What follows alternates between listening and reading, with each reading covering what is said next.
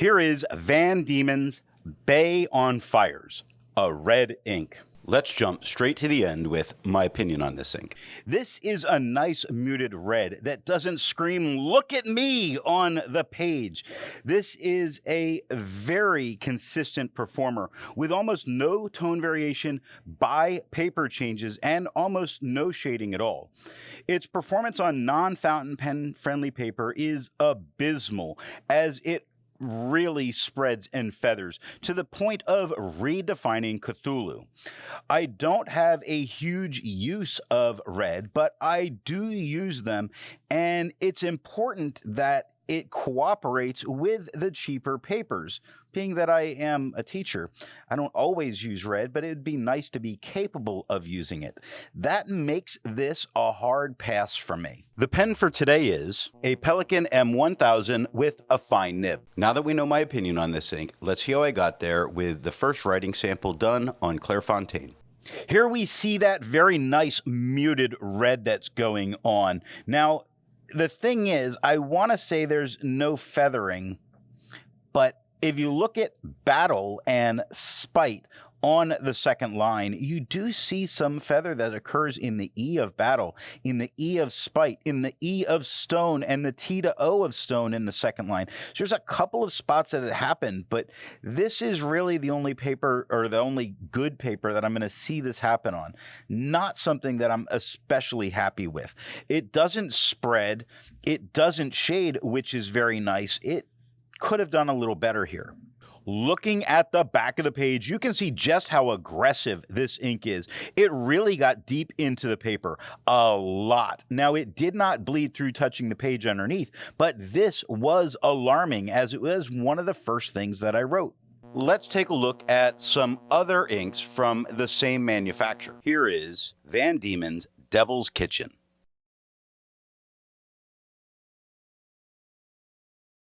Here is Van Dieman's Devil's Black. Here is Van Dieman's Freyanet Aquamarine. Here is Van Dieman's Tasmanian Saffron. The next writing sample is done in a Portage reporter's notebook. Here we have an even lighter, more muted red than we had on the Clairfontaine. That feathers and spreads to ghastly proportions. It doesn't shade, and I really want to stop looking at this. Looking at the back of the page, you can see that still very aggressive action by this ink.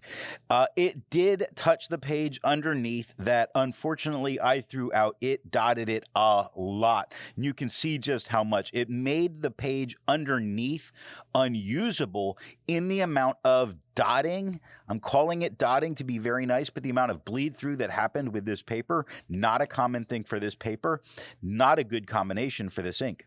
There's a lot to learn by doing multiple chromatographies. The one on the left is immediately put into water for 10 to 15 seconds. The one on the right, marked with a D, is let dry for 10 minutes before putting into water. The next writing sample is done on a national brand Steno notebook. The tone here we have is lighter and more muted than it was on the Clairfontaine, right about on par with what we had with the Portage.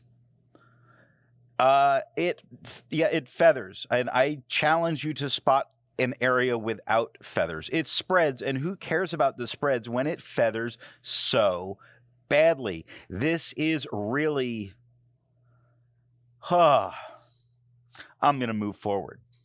Looking at the back of the page, you can see just how aggressive this ink has continued to be, really getting deep into the paper very consistently. However, it did not touch the page underneath. You just can't write back here. Resistance tests are done to see how this ink can be expected to perform on the page, and more importantly, how hard it may be to clean from your pen. The smear is allowed to dry for 3 days before testing it. The highlighter is on the top left, pen flush is on the top right, 1/3 bleach solution is on the bottom left, and water is on the bottom right. The next writing sample is done in a Rhodia notebook. This is a tiny bit lighter than it was on the Clairfontaine as a tone. Now, it doesn't feather and it doesn't spread. And there was a tiny bit of feathers that did occur on the Clairfontaine. I just, I don't know. As this goes on, it wears me down even more. I like the color. I like the color. Looking at the back of the page, aggressive ink deep into a paper that normally does not have this kind of problem. This is a coated paper, and this is a problem that it does it. It didn't bleed through touching the page underneath, but this is absolutely disgraceful. I hate to say it. The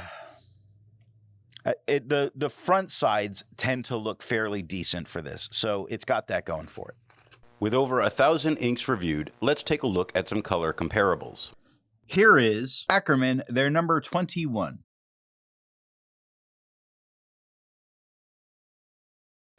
Here is Birmingham Pen Company, Dukeski Incline Station Red.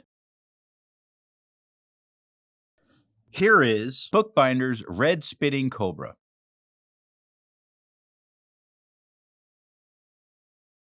Here is Califolio Rouge.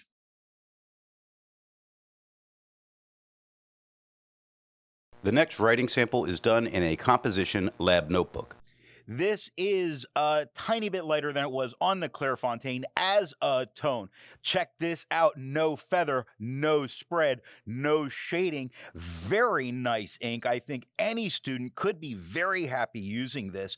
I think a teacher could write in this without any kind of a problem as long as this paper can resist the aggressive nature of this ink. It's not shading. It's just a red. And on the back of the page, it is victory, as we have no bleeding, no ghosting, and a great match for this ink. While it's nice to see ink in the same color family, I prefer to see ink to complement the color on the page. Here is Sailor Shamoya.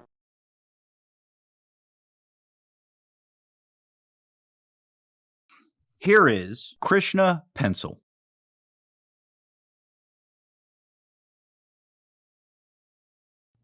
Here is Jeherban Blue Ocean. Here is Platinum Carbon Black.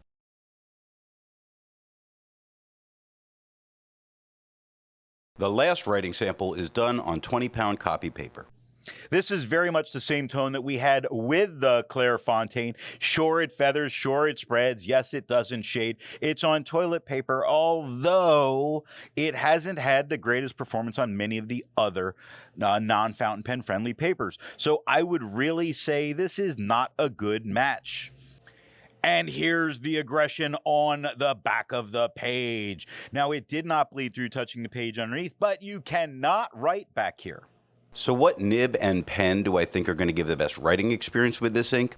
If you can hear my vacuum going in the background, I'm going to apologize for that. The Pelikan M1000 has a very wet nib, and it really isn't the best for this ink, as the wet nib really brings out the worst in this ink. Now, off camera, I tried to tone this down on sheet paper by using a dryer stub, and it didn't tame it.